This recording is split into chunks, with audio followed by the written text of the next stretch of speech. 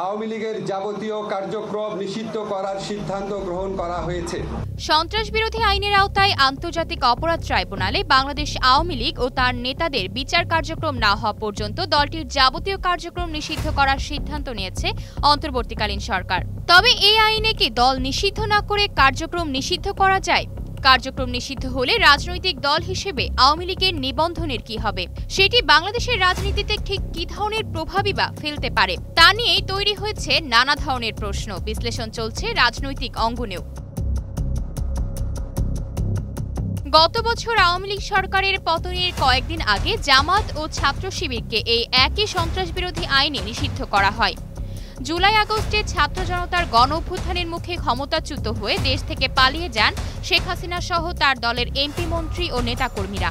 এরপর ডক্টর মোহাম্মদ ইউনূসের নেতৃত্বে অন্তর্বর্তী সরকার গঠিত হলে জামায়াত ও শিবিরের রাজনৈতিক নিষেধাজ্ঞা তুলে নেওয়া হয়। এখানেই প্রশ্ন আসে, নিষিদ্ধ আওয়ামী লীগের ভবিষ্যৎ আসলে কি? মূলত অপরাধের বিচারে একমত হলেও দল হিসেবে আওয়ামী লীগের নিষেধাজ্ঞার প্রক্রিয়া নিয়ে রয়েছে ভিন্ন মত। শেষ পর্যন্ত চূড়ান্তভাবে দল হিসেবে আওয়ামী লীগকে নিষিদ্ধের দিকে গড়ালে এবং সেই প্রেক্ষাপটে আওয়ামী লীগ সংগঠিত হওয়ার চেষ্টা শুরু করলে সংঘাত সংঘর্ষের রাজনীতি আবার ফিরে আসতে পারে বলে মনে করেন রাজনৈতিক বিশ্লেষকরা। আদালত কর্তৃক নিষিদ্ধ হলে বা চূড়ান্তভাবে নির্বাচন কমিশন নিবন্ধন বাতিলের সিদ্ধান্ত নিলে আওয়ামী লীগের পরবর্তী জাতীয় সংসদ নির্বাচনে অংশ নেওয়ার সুযোগ থাকবে না।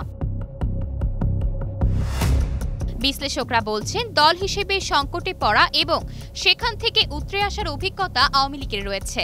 1971 সালের মুক্তিযুদ্ধের আগে পাকিস্তান সরকার আওয়ামী লীগকে নিষিদ্ধ করলেও বাংলাদেশের স্বাধীনতা অর্জনে সফল হয়েছিল দলটি।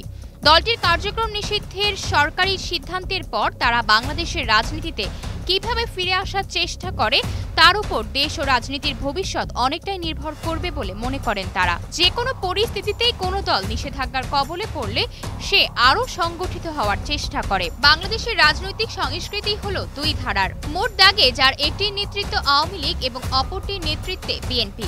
দল হিসেবে 35 থেকে 40% ভোট আওয়ামী লীগের। এক্ষেত্রে পুরানো রাজনৈতিক দল হওয়ায় তাদের যে নেতা সমর্থকরা দেশ ও দেশের বাইরে রয়েছে তারা বরং সংগঠিত হওয়ার আরো বেশি সুযোগ পাবে। তাই নিষিদ্ধ করে আওয়ামী লীগকে ঠেলে দিতে চাইলে সহিংসতাই তখন রাজনীতির ভাষা হয়ে উঠতে পারে, অর্থাৎ শক্তির জোরে টিকে থাকাটাই বড় হয়ে উঠতে পারে। একটি সংঘাত সহিংসতার আশঙ্কা তখন তৈরি হলেও হতে পারে, এমন একটা আশঙ্কা তাদের অনেকের মধ্যে আছে।